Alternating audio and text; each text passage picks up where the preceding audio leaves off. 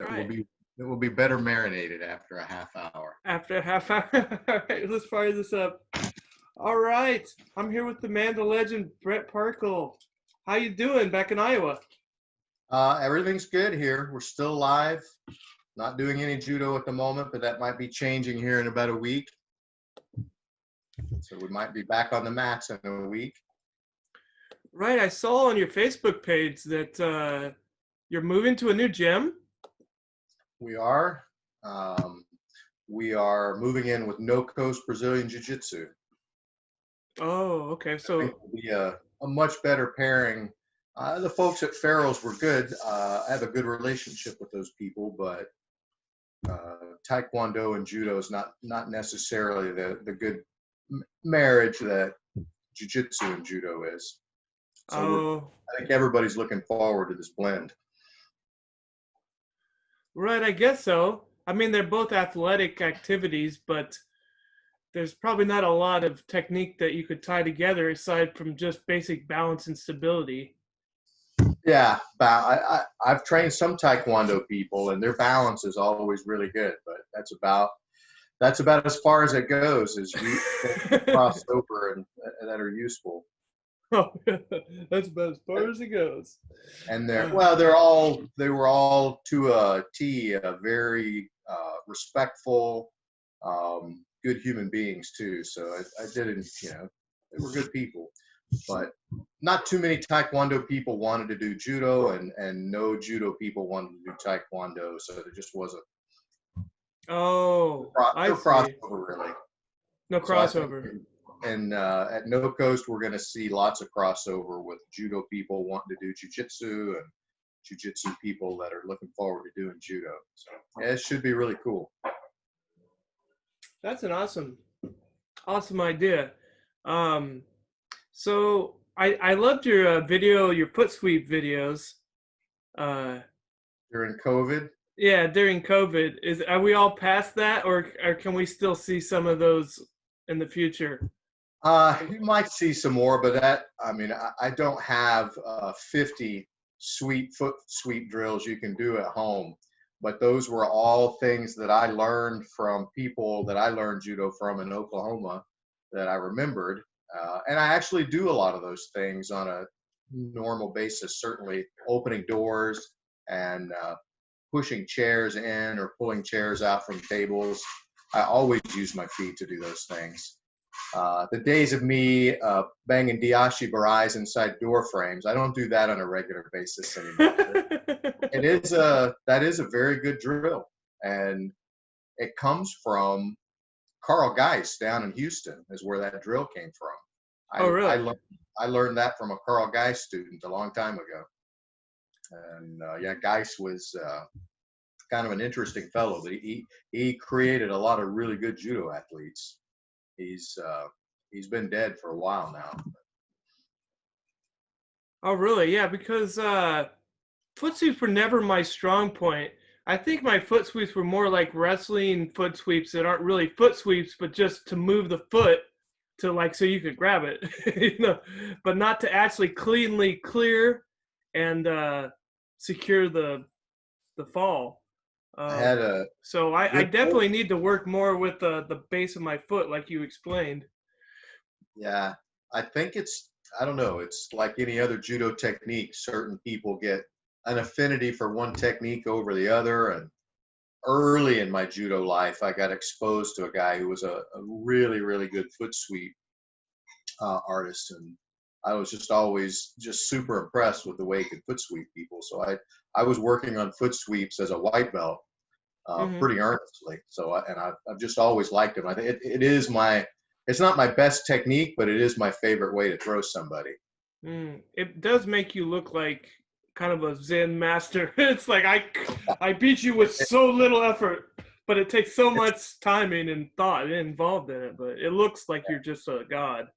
it's a magic trick basically. It's just like what just happened, and you hit. I don't think there's any. You can't throw anybody faster than what you can with a foot sweep. It just your feet leave the ground and you hit the ground so fast on a good foot sweep. Yeah. or at least you get them in the frenzy that some other technique will work. Yep. Yeah. I can And tell you, I can tell you a crazy story about the guy that taught me foot sweeps. sure. His name was Sandy Booker, and I don't know if you remember or heard about the Nord-Ost theater disaster in Moscow. I've No.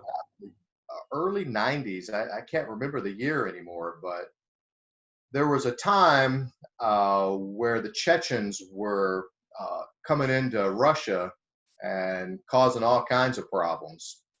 Payback for Russia coming into Chechnya and causing problems there.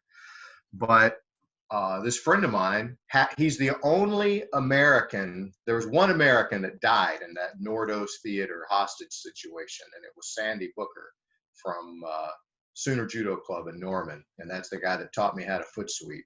So he was over there. He had a girlfriend over there who he was going to marry, and had gone over there to get the paperwork done to bring this woman and her teenage daughter back to the United States. And while they were there, they decided to go out to the theater. And while they're, and it's, I don't know much about the theater. The name of it's Nord-Ost, but I think it's sort of like Russia's version of Carnegie Hall. And Oh, wow. it's a big, ornate, very famous theater. That's my impression. And in the middle of this performance, yeah, there was about 20 Chechens came in all dressed in black with AK-47s and took everybody, several hundred people in the audience, took them all hostage and had them in there for a day or two. And then the Soviets hooked up, I think what ended up being fentanyl. It was an anesthetic gas. They hooked it up to the ventilation system, pumped it in, knocked everybody out, and then the commandos swarmed through and shot everybody wearing black right in the head. Oh, God. They killed all the terrorists. I think I remember that one of them they kept alive for interrogation. Yeah, they killed them all, but then there was quite a few of the theater goers who lost their lives from an overdose of, I think it was fentanyl. And they did not tell, the Russian military did not tell the medics what they had used. So, medical professionals were on the site immediately, but did not know why these people were unconscious, did not know what to give them. And yeah, my old buddy, Sandy Booker, lost his life in that mess. And so did the woman's 13-year-old daughter. So that's just a crazy, sad story, but that's the guy I learned foot sweeps from. So when I do a foot sweep or when I teach somebody else to do a foot sweep and I see them do it in competition, I always think of Sandy Booker sitting up somewhere with a twinkle in his eye watching that. Oh, wow. So I feel sort of obligated to kind of teach foot sweeps because of that guy. Keeps him alive. Wow. Huh. Told you No, it's a crazy story. no, but I love hearing it. But the door frame, man, because that's just something you can do anytime you're waiting for anything, or put some popcorn in the microwave, tap your foot on the door frame. It's not like you have to do it hard or fast. It's just that contact. And my posture, I realized my posture, I always bend over. Yeah. And which usually winds up you getting countered. You think, and then you say, "Hey, coach, I'm not gonna do foot sweeps anymore. I got counters." Like, yeah, because your posture sucks, or my posture sucks. So I just stopped doing them. Yeah, even if your foot, if you don't even have to get countered. If you bend over, what I find most people decide is that, hey, foot sweeps don't work, or I'm not any good at them. You can't have any power if you bend over. I call that making your body a less than. What? A less than or greater than symbol in mathematics. That's the shape most people who aren't good at foot sweeps get into when they do a foot sweep. Their head goes down and their butt goes backwards. So if you look at that from the side, it looks like it could be a greater than, but I always call it a less than. That's not the shape you want to be. You have to keep your hips forward, head up. It's crucial. Hips forward, head up. Less than or greater than. Huh. That's So a I great don't way to know. put Can you it. see me okay? If I'm doing a foot sweep and I go like this, then I'm in this angled position as Okay. opposed to standing up with your hips forward, head up right over my hips, and I'm sweeping like this. Can't see my Okay. foot though, but if you're like this, no good. This, good. Oh, okay. So bent over is the less than, and then up is the greater than, or other No, way well, around. bent over could be either or depending on which side it's on. But no, it could be either or. But I say if you're in that shape, it's always a less than. It's not Okay. what you want. You Okay. can't say it's greater than. It's less than, and it's bad. That's a great way to remember it. I'm going to steal that. Yeah, steal But away. but I'll give you credit because that's not another teacher. That's a Brett Parker original, right? Less than, greater than. Yeah, I think so. I don't know. I think it was No came out copyrights. one teaching at one time. No Yeah, you copyright. watch people do it, and that's just a common shape that their body gets into. Mm-hmm. There's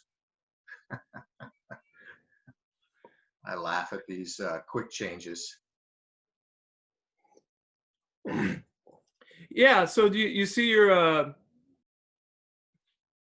what is this, Brett? This video? So I stole the idea from. So when we were all in quarantined, I saw the video of stuntmen in quarantine, and it's some professional stuntman school in France that these people actually legitimately work in films and do pretty amazing stunts. And so, yeah, they did one just like this. And I saw it and was inspired, thought, we could do a judo version of that. So instead of punching or kicking the camera, you're just going to throw somebody into it. So, yeah, put this out on social media, ask for some volunteers to help submit clips. And yeah, we got quite a few.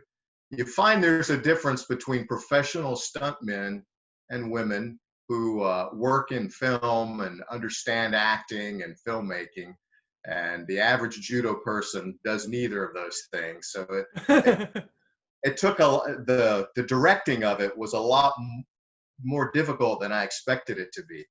I'm into photography, know a little bit about filmmaking and acting, so it just assumed everybody would know how to do that, and like, oh no, that's not the case.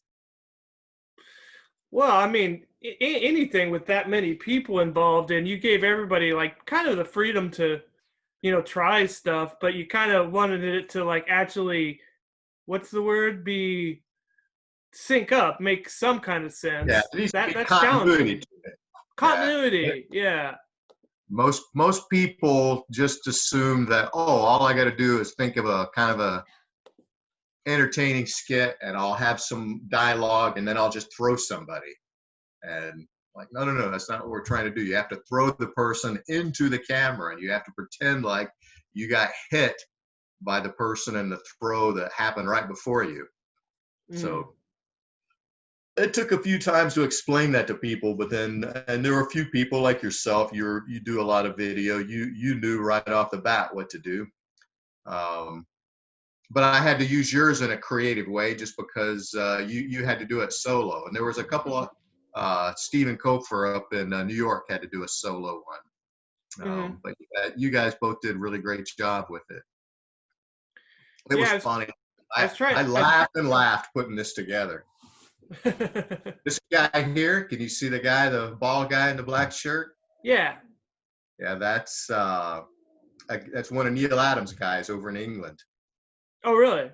Yeah, I trained with his name's Ennis, and I trained with those guys back in '93.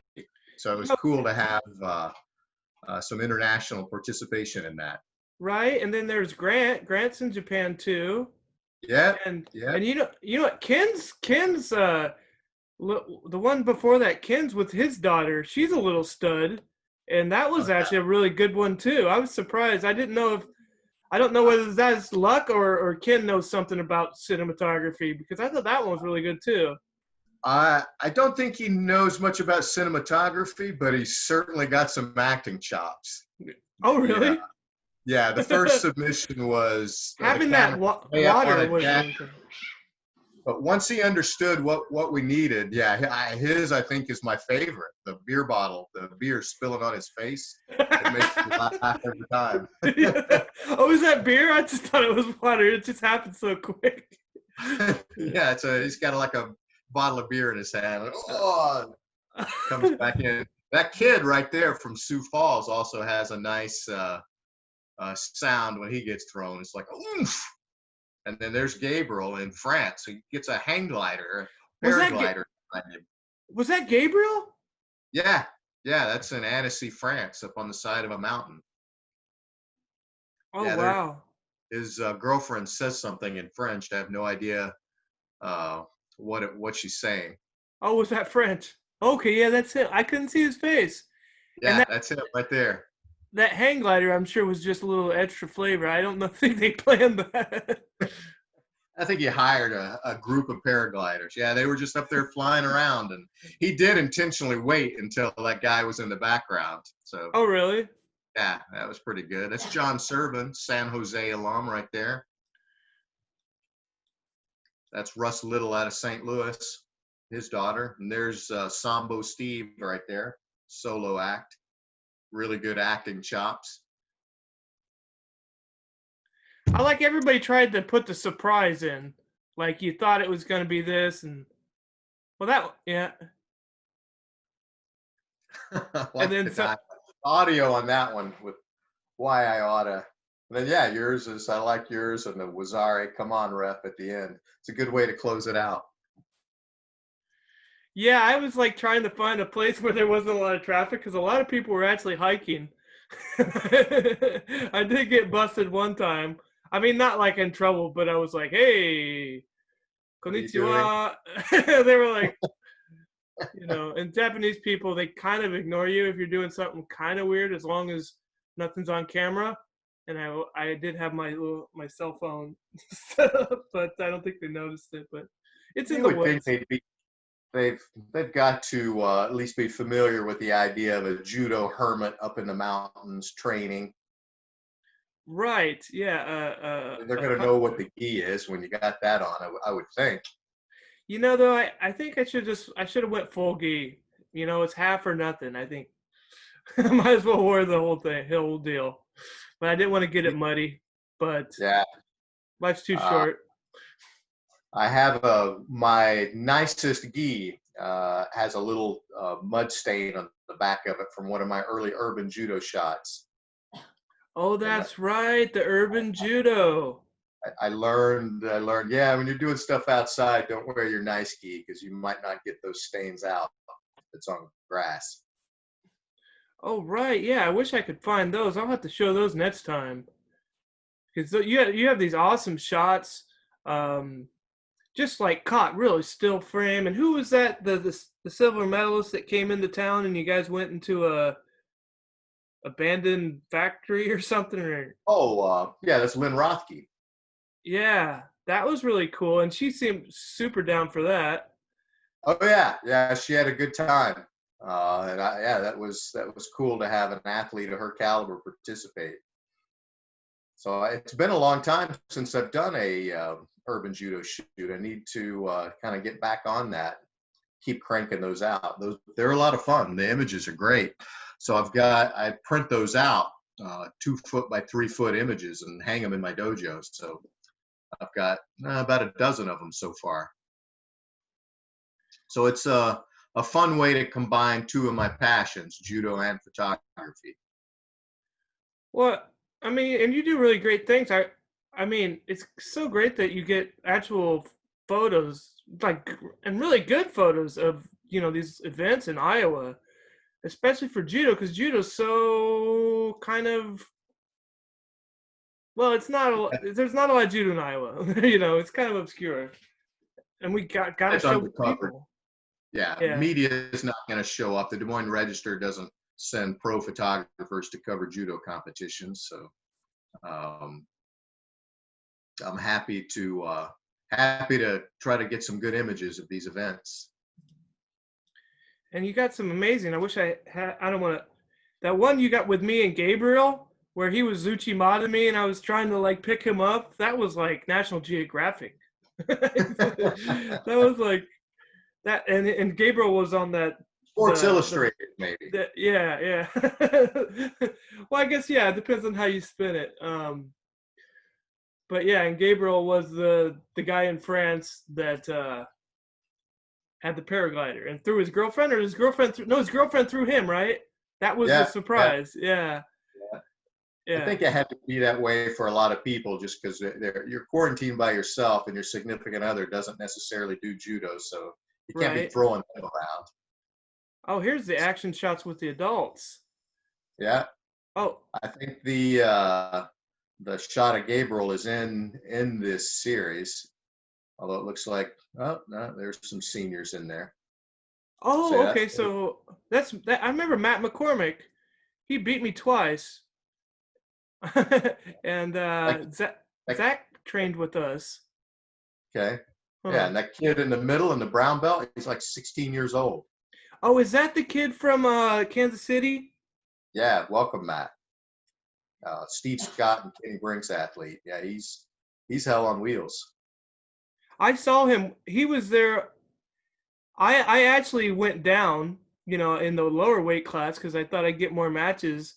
But I think he would have killed me.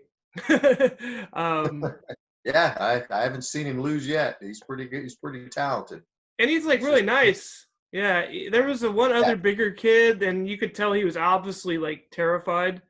And he didn't like just come and stomp him. He kind of let him try some techniques, but still stayed in control and won. You could really tell it was all about experience, and he really needed to train with the adults to get a good match.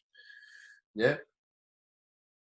I didn't know that was him though here, because Zach, he's like a purple belt in jiu-jitsu, and he was working out with us. I technically got one win over Matt, but it was because he got 3 Shidos, but he beat me twice. Okay. And I wonder how this bracket worked out. Oh, the kid from Kansas City got the gold, huh? Oh yeah. I'd say I've seen him in a few tournaments now, and I've not seen him lose yet. He beat Matt? Who's Matt? Oh, I'm sorry, shaved head. I don't know who that is, but yeah, that's a silver medal on that guy's neck. Yeah, I'm sorry. I guess nobody else cares about who these people are. It's not like we're famous. But I was like, wow, I didn't expect to learn something. Let's see. Here's another action shot. This looks like kata. Yeah. Oh, I love. It's almost like it's Matrix here, because he's getting thrown here, and here. I'm assuming that these are pictures at a different time. Yeah. Or are they? It was just during the Nagi no Kata. So just each throw of the kata, I'm trying to catch it with the uke up with his feet up in the air like that. Now, go ahead. Go ahead. Well, a pro tip if you're trying to photograph judo, and it's hard unless you use a DSLR. If you're using a point and shoot or a phone, there's always a bit of a delay. And you see most judo photography of a throw as the thrower standing there, and the person being thrown is already laying on the ground. It's like they've their arm up to be held. It just doesn't look good. So if you have a fast lens and a DSLR, you just watch the uke's feet and take that picture when the feet are upside down, and that's when you push the button. Oh, that's beautiful right there. Wow. Kind of if you're watching the whole throw, you sometimes miss the moment, and I find if you just watch the uke's feet, it gives you the best chance of catching it at the right moment for a photograph. Well, that's for kata. But how will you get good pictures from shiai? It's the same. Sparta? It's no different. It just really. The only difference is that exactly when it's going to happen in the kata, and in shiai you need you or I know when somebody comes in, that's not going anywhere. I'm not going to waste my data. I'm just gonna that one's going to suck. I think that's true if you photograph any sport. If you understand the sport, you will have a much better chance of getting a good image than somebody, even if they're a great photographer, but they don't know anything about the sport. You know, if you understand baseball really well, you're going to know, or football, you know when to push that shutter. And with judo, I know when to push the shutter. It doesn't matter whether it's randori or shiai or kata. But Mm-hmm. mainly, yeah, you just watch the feet. And sometimes you just have to get lucky. Oh, okay. Um, yeah, so I was wondering if, you were just like doing like, you just hit the camera once, or do you do that one thing where it takes like 10 pictures or 20 pictures sequence, or is that just a hack? That's another. I generally try to do it with just one, but that's the other. Like if you don't know when to push the shutter, putting it in burst mode is a good strategy too. There's nothing wrong with that. Mm-hmm. But if when you put it in burst mode, now you're relying on luck. And you just hope that one of those is going to be your perfect image with the feet right where you want them. But if you Mm-hmm. only have one shot, then you decide where those feet are when you push the button. So Mm-hmm. it can be done either way. Oh, okay. If you're doing it for a living for Sports Illustrated, you're probably shooting in burst mode all the time. And those cameras that those photographers use shoot about 10 frames every second. So you're pretty much guaranteed to come up with something good. I see. But I guess when you use the burst, that's just like you're gonna have to shift through 20 times more photos, probably, to actually That's find true. the good one. Yeah. The same in shooting, if they call it, if you're shooting a firearm or an automatic, like a machine gun, spray and pray. You just put enough down range, you're bound to hit something. It's the same in photography when you're in burst mode. They just call it spray and pray. Just pray that you wind up with a usable image out of that. Mm. No, so that was from the last Governor's Cup, kind of, wasn't it? Those photos we were just Uh, looking at. I'm. It's hard to know, but I think that was the same event you and Gabriel fought at. I couldn't tell. Oh no, that one was later. That one, because that one, I wasn't at. I was already in Japan for that one. But I'm very curious. Is there any hope to do either the Iowa State Championships or any judo matches in the Midwest that you know of? This year Yeah. doesn't look like it. Um, no, I don't see it happening. I am aware of wrestling tournaments going on right now. Mhm. Um, Certainly wrestling practices. There are judo practices going on in this state, other states, but it's on the down low. No one is advertising that they're doing that. I know people right now at a wrestling event, and the organizers of that event have asked everybody, don't put this on social media. Hmm. So, um, right now, if you end up in a super spreading event, and say you held a judo tournament and 50 people tested positive, well, you're going to be in the national news. Yeah. And that's the second worst thing that could happen. The worst thing is that you end up infecting a bunch of people. Right. So I'm going to start practicing again. We're going to start using. We're going to be using masks. At least going to try to do it that way, just to try to do what I can to limit the respiratory droplets that are getting sprayed everywhere when you're breathing.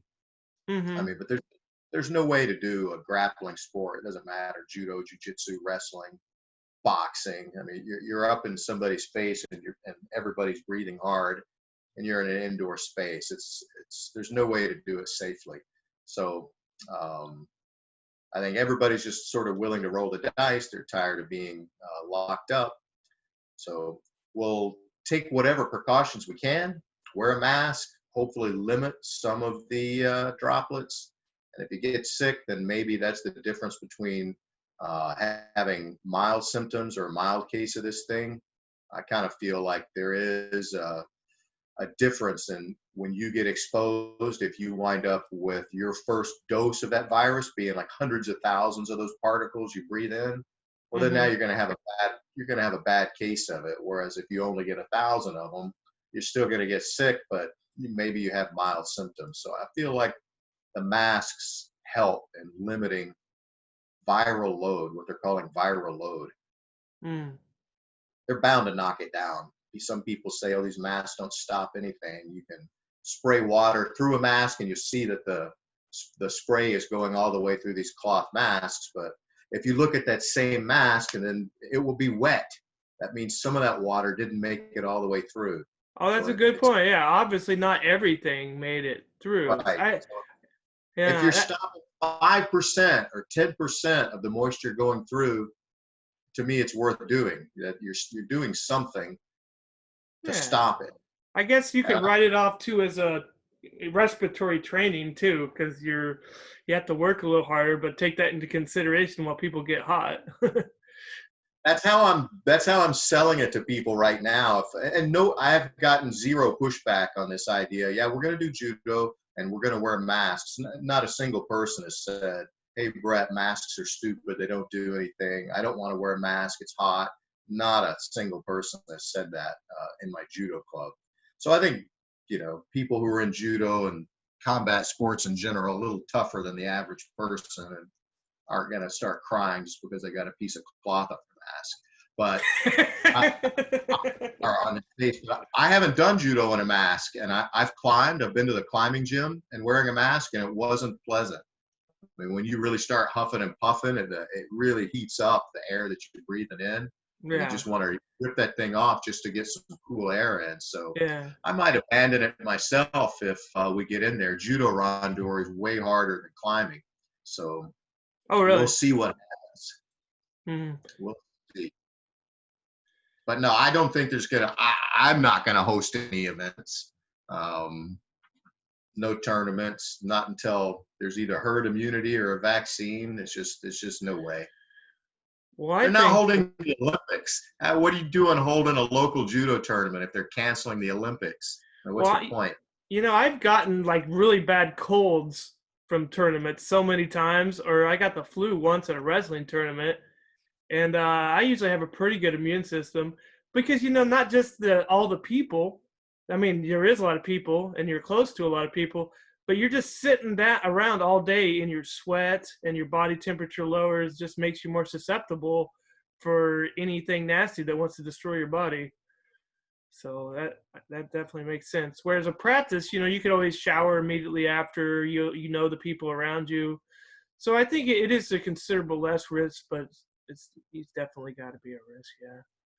Just to have practice, but Are you guys practicing in Japan? no, not well. The Come martial on, arts the martial tell arts the truth. gym, they're back to normal, but I haven't been going. But I was teaching wrestling on the Yokosuka Navy base, and Uh-huh. that's on hiatus. But I have been doing Zoom wrestling for the kids, and that has Okay. yielded to some benefits because I could tell some have a vision of because they've wrestled before. They have a little because we do kind of stance and motion drills, which I think are really great. Uh, but if you haven't actually had somebody grab you and try and pull you down, some of the kids they just go like this. And I was like, as long as you're exercising, but you could see some actually have good form and they're thinking about where's the guy's legs, where's the guy's head. But Yeah.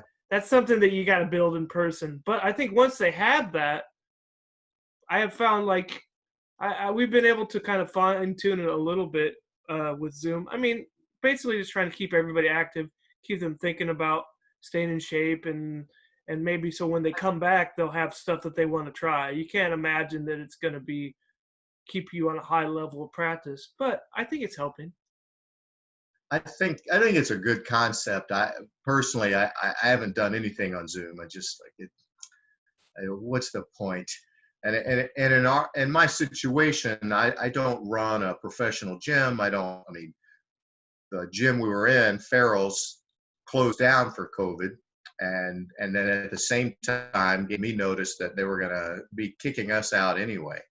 So all of our members, I advise them to stop paying dues. So, if people are paying dues and they want to try to do that to keep their gym open, then I think the gym has an obligation to make some kind of effort to have some kind of instruction like Zoom.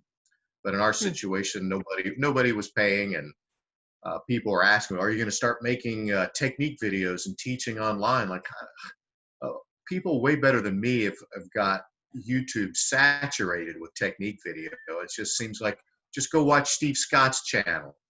You would think. Oh, You, Steve Scott's is great. But don't put yeah, yourself down, Brett. I think you would be really good at it. But it's all a question of I think I how much know what time I'm you have doing, to but invest. And yeah, you're a man of many talents, so that's just gonna I take see it. from It's just something else. duplication. It's just duplication of stuff that is out there, and like it's just yeah, it's not a good use of my time to try to film all that. And then yeah, how do you film all that when you're stuck in your house with somebody that's not a judo person anyway? So it's just my advice to people is just keep your diet under control and try to keep moving as much as you can. I personally didn't move as much as I should have. I did a good job keeping adjusting my food intake, so I didn't gain any weight during COVID.